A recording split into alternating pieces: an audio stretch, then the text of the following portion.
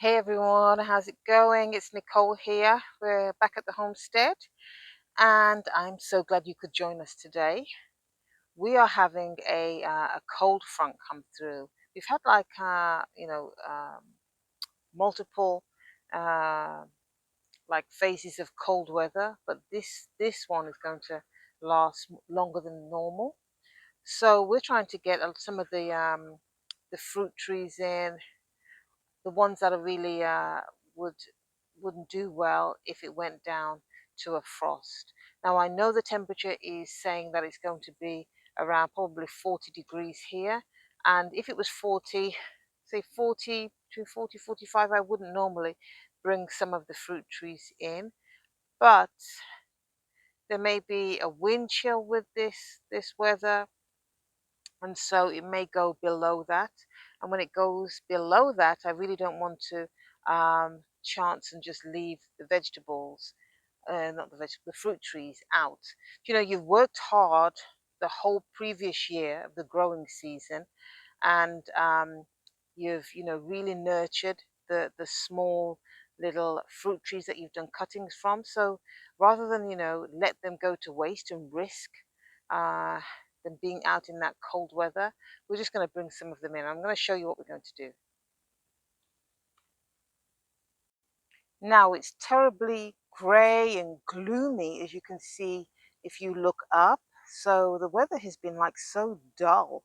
We're so used to there being so much sunshine, but it's been extremely dull at the moment. But I have these fig trees that I did from cuttings. So here are two of the fig trees. They're not very tall, but I'm actually going to bring some of these in because I don't want to, I just don't want them, I just don't want any damage on them.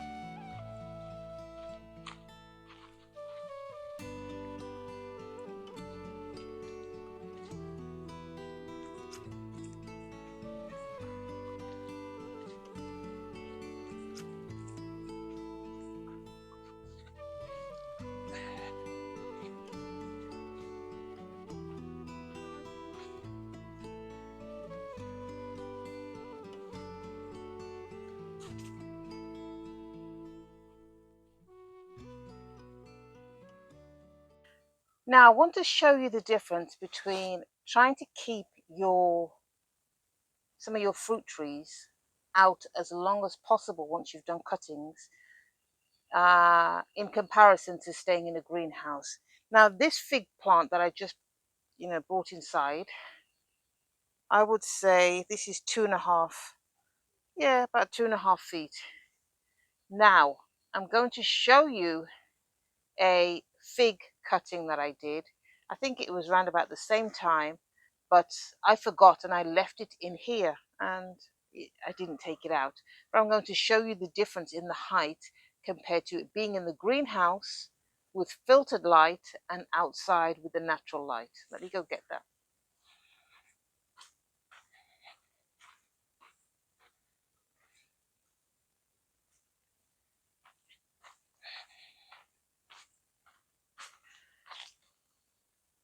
So this one has been kept in the greenhouse and it's still doing well, looks healthy, but when you put them next to each other, I'm going to do that now so you can see.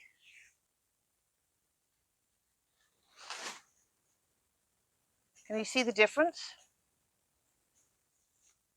with the height?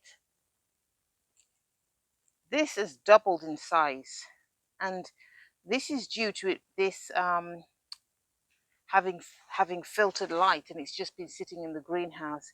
Now, if I'd have left this outside, if I'd have left it outside, it would have been the same height. So once the cold front has gone through, I'll leave these outside, and you'll notice how dramatic the growth is once it's outside. Now here we have two star fruit plants. So these are star fruit plants, and it's a fruit, and if you look at the end of it, it looks like a star. I have some inside the house, and I'll show you what they look like. Now these were done from seeds. I can't even remember. I don't know, 6 months ago, maybe a bit longer. And we did two. Now they're going to have to go into the greenhouse during the cold spell, but these are just from seeds from a fruit. And this is why it's so easy that you can actually grow your own food and grow your own fruit trees, either from seeds or from cuttings. But these they'll produce fruit. But I'm going to have to put these inside the greenhouse so they don't get damaged. So this is the star fruit, otherwise known as Carambola. It, as you can see, the top part is shaped like a star, and it is a very good fruit tree to have on the homestead.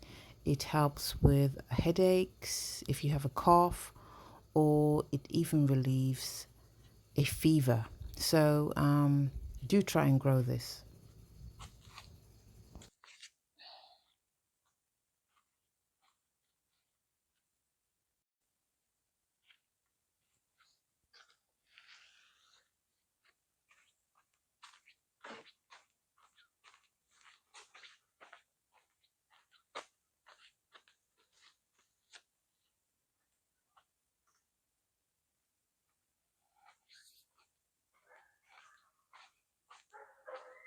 Now I have a few plum trees. This one just here, it's a Byron Gold, and then we have a Bruce. I think it's a Bruce plum and a Santa Rosa plum tree. So we've had those a few years. Now I'm not going to take those in at all because they will do very well with the wind, you know, that you need the chill hours for the cold weather. So I'm just all those plum trees are going to be kept outside. Now you can see here, let's try and get a bit closer, where these are starting to, you know, the very beginning stages of budding. So soon, you know, we should get a lot of flowers on these, and hopefully we should get a lot of plums this year. But these are fine, just left out. Your plum trees will do just fine. Now the mulberry plants, I have never taken those in. I've always left them out, and you can see we have one that we did from cutting here, and you can see the fruit on here. So this is ever-bearing mulberry, and super easy to grow, and will produce an abundance of fruit. You can see them all here. We wait till they get the mulberries turn black, and then we just eat them off here. They're very sweet too. So you see this one here is almost turning black. Where is it? There we go. There you go. So these are just going to be left outside. So we have all the blueberries here, one row of blueberries, and we have another row there of blueberries. A couple of them we need to replace because I think 3 we had that died, but around about a month ago, just over a month, we cut all these back because we cut them back prior to spring, and you can see that they're all starting to grow now.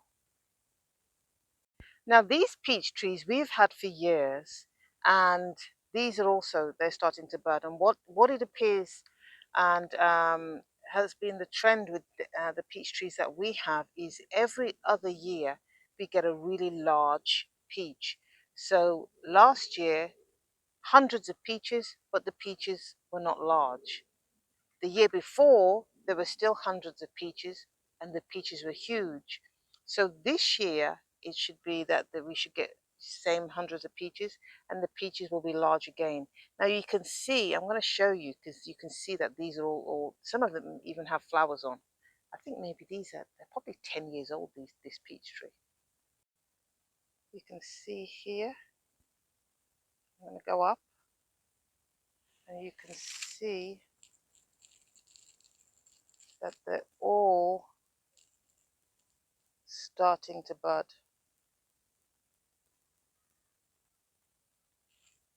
You can see some of them also have flowers.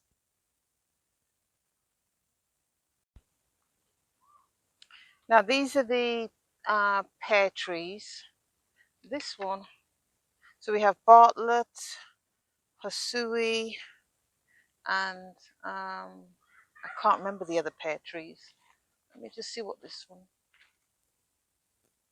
Oh, Cleveland. Cleveland Select doesn't produce pears, but it pollinates the Bartlett and the other pear trees. So that's why we have that one.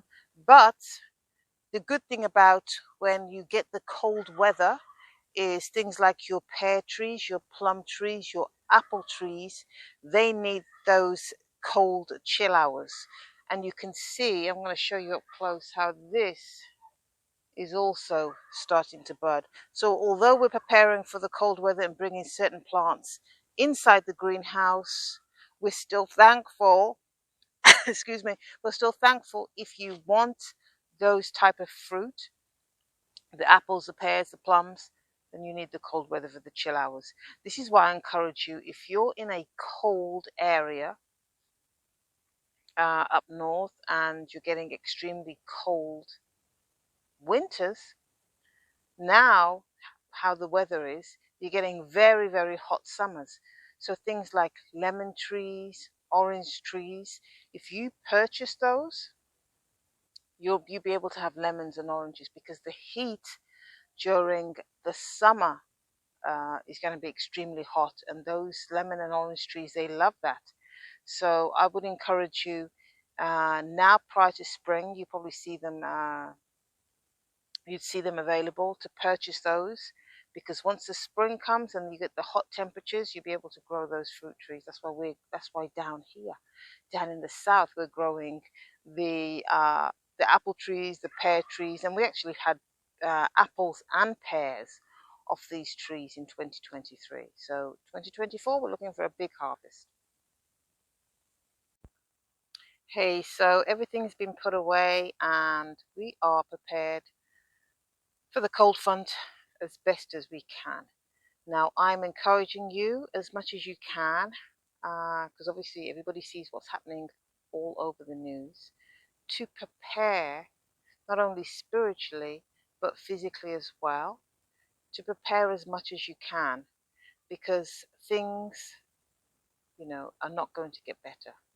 I know a lot of people don't believe this, but there are things happening overseas that are startling, and we are in tribulation.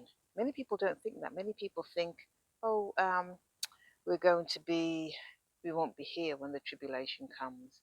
But tribulation is happening now.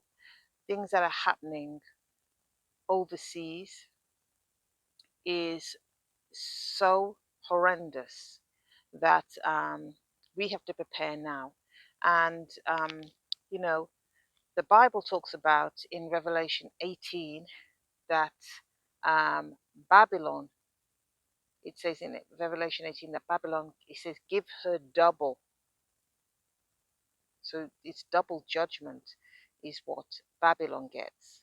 You can see, sorry, I can see the the light uh, wavering in and out due to the clouds. But it talks about Babylon getting double.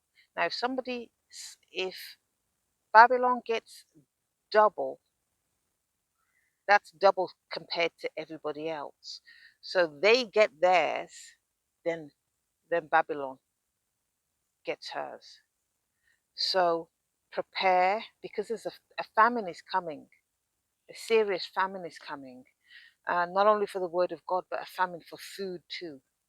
So a huge shortage is going to be coming. I've had a dream, and in the dream, when I opened the fridge to get out eggs, instead of there being 12 in a container Sorry, I apologize for the lighting, but instead of there being 12 in the container of, like a dozen eggs in the box, or the carton, one had 5.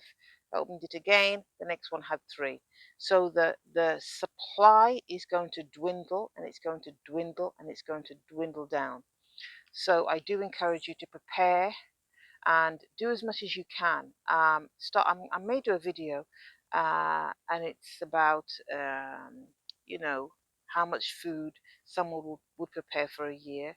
So try and think about getting things this year if you haven't done already. I mean, it's not hard um, to start growing food. That's the cats. Growing food, preparing, storing up, because we all need to be in this preparedness um, state, so we can, not only help our family, but help others who come to us for help. So try and do as much as you can. So we have managed to put everything away, well, as much things as we possibly can, with all the vegetable, with all the fruit trees. So it is bye for now. We will see what the weather's going to be like. And depending on how cold it gets, hopefully we're praying that, all our fruit trees, the Barbados cherry, the figs, the citrus, everything is fine. So we will let you know. Until next time, take care. God bless. Get prepared, because a lot of things are going to start happening. So get prepared. Jesus loves you. Bye for now.